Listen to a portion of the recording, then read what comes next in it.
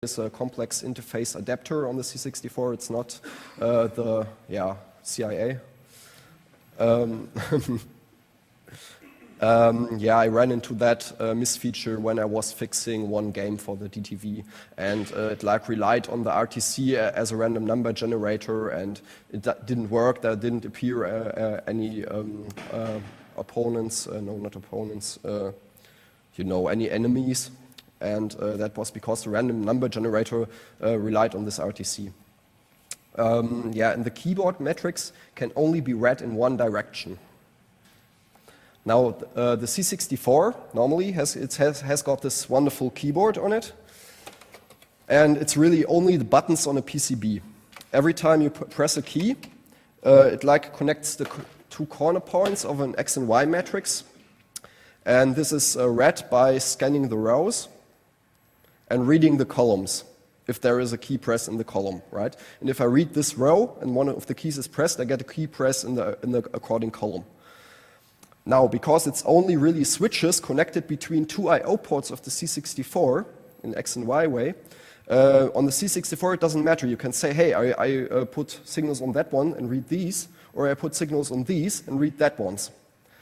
Now, on the DTV, we can connect a PS2 keyboard, and the PS2 keyboard is not a matrix keyboard. So in the ASIC, in the DTV, there is a converter that converts the PS2 scan codes to matrix codes on the simulated, on the resembled CIA ports of the virtual C64.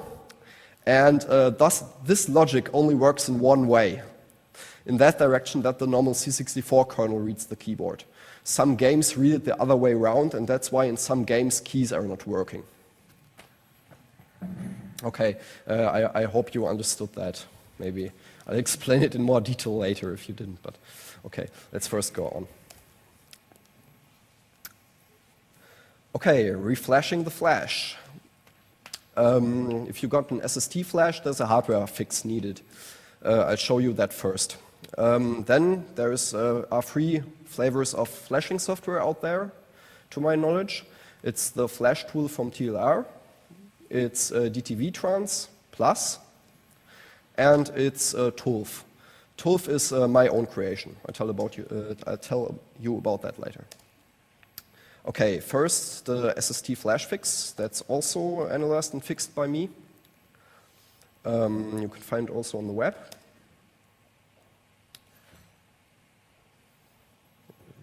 Something's wrong here.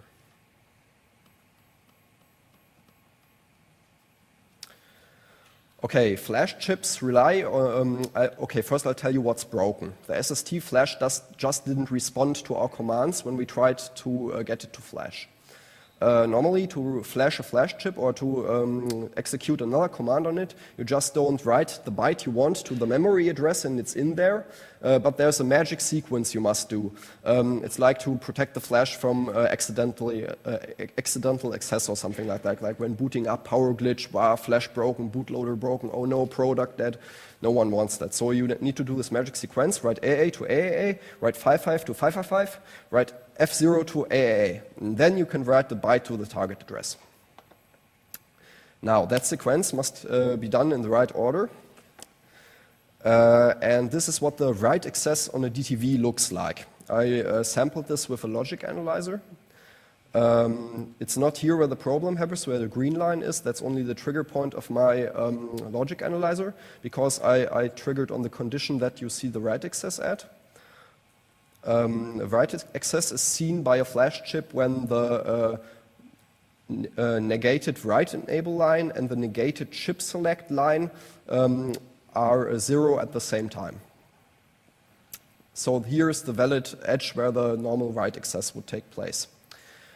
Now, here is where the problem occurs.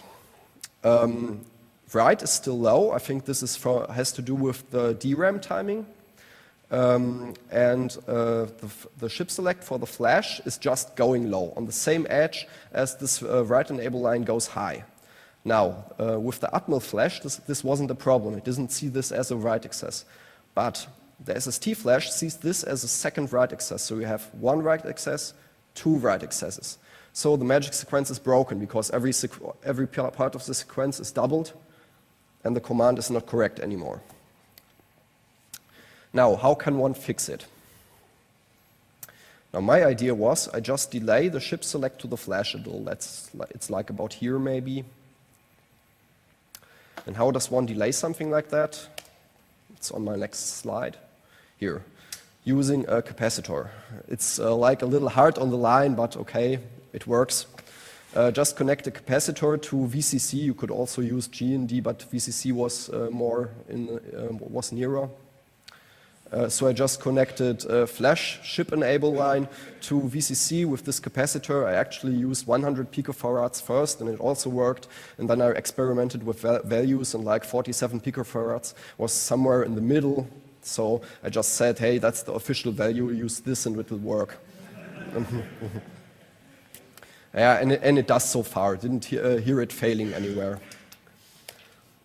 Okay, now we can look at TLR's flash utility. It's good for dumping and writing blocks of memory. You don't need to line them on the flash blocks, and you can just say, hey, I want to write 5 bytes here, or I want to write 1,000 bytes there. It just does it for you. You can flash a new kernel with it very easily. But you can't do any file level access. That is, I told you about this directory that's on the DTV where all the files are in. But you can't just say, hey, delete that file and replace it by that one or something like that. So it's not really so good to add new games to the DTV or something. This is what it looks like. You will have got some options. It can also, that's on the next slide, show you a nice map of the flash.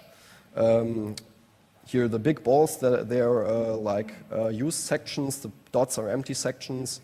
It says a section is empty if there are only Fs in it. So it isn't really that reliable if you already played around with the flash and maybe files are already deleted in the directory, but the blocks aren't erased, so it doesn't show up in here. But okay, it's a nice feature. Now, you can patch the kernel of the DTV. Why would I do such a thing? Yeah, to fix some bugs. There is a bug in the load routine. I don't really remember what it does. But more importantly, to add a hook to the start up boot program. So you can use a soft kernel or start a program on boot. It's like what I did on my DTV. It was this DTV boot, what you saw. It's also from TLR. And you can also patch some other features like hardcode the video modes or say, hey, I don't want to press the control key on the keyboard to get in basic mode on startup or something like that. Okay, how? Use TLR's kernel patcher. And then it just writes a kernel file for you or puts it somewhere in memory. And then you can flash it later using the flash utility. Works really nicely. DTV-Trans Plus is another way to flash the DTV. It's a mod to DTV-Trans. DTV-Trans can normally only transfer files to RAM, but with this mod you can also sync the image in the flash on the DTV to a flash image on your PC. Problem is it takes really long. Takes like 8 to 20 minutes because first it downloads the flash from the DTV, compares it to what you've got on the PC, and then rewrites the new sectors. I was going to show you today, but I tried it out yesterday and it took real long, so I canceled it. Okay, and then there's Tulf. That's my utility. It's to do file level access on the flash. It can also patch the DTV's boot up game menu. It can load files from disk or via DTV-Trans. It needs a patched DTV-Trans version if you do the latter, and you can get it at that URL. I put the slides online later. Now, where do I get games that I can flash to the DTV? They're on this repository. It's from Spaceman Spiff. That's his nickname. These games are patched to run from the flash ROM. You don't need to patch most games when you want to run them from a disk drive and have a keyboard. But it's almost always needed to patch them if you want them to run from Flash and you want to use them without a keyboard. So the games in this archive are patched to be runnable without a keyboard and run from Flash. They are in a special zip format that is understood by this DTV make file system utility or myTulf utility. What's next? Let's check out. Okay, let me first show you my utility before we go on. Okay, there we are again. Like I cheated, I already loaded it to the internal Flash using itself.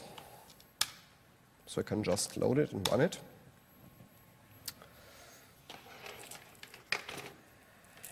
Okay, it first needs to scan the Flash to find all the files that are in there. That's because of the run length encoding I told you about. The file length isn't stored, so it doesn't know where a file ends. It needs to trace the RLE of each individual file on boot up to find out how long it is. That's why it takes a little to scan all the files. So this is like a file browser, okay, you can see it. I plug this into this is the DTV trans cable. I plug it into the joy port of my DTV.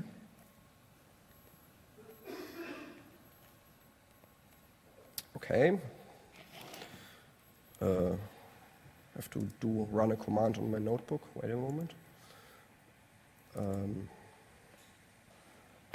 That's because, hey, how do I end the presentation? Okay.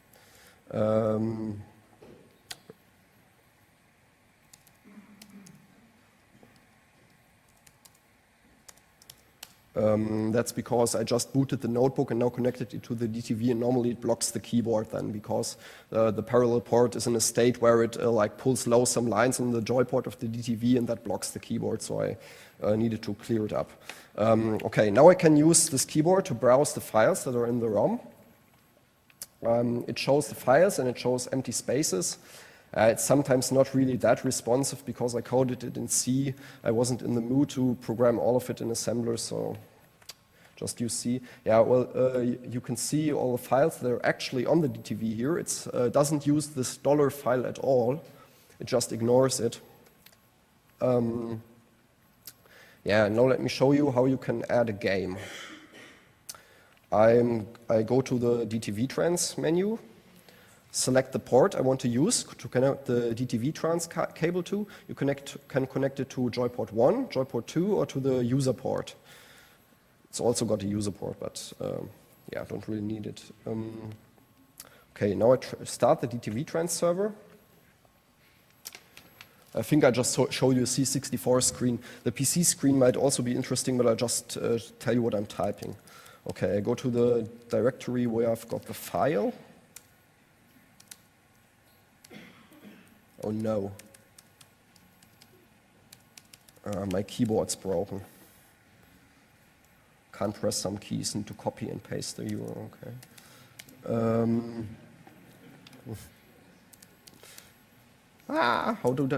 Should I type anything in?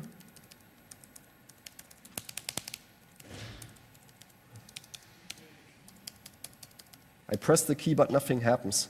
Let me see, DTV is here. I need to write DTV trans. TV, tab, no, not yet. Ah, there it is. Okay. Okay, I'm typing DTV trans U, that's the option for upload. And now the file I want. This is, in this case, Katakis DTV.zip. That's an archive of the fixed game Katakis. Now, okay, now I press enter. Let's hope that it works.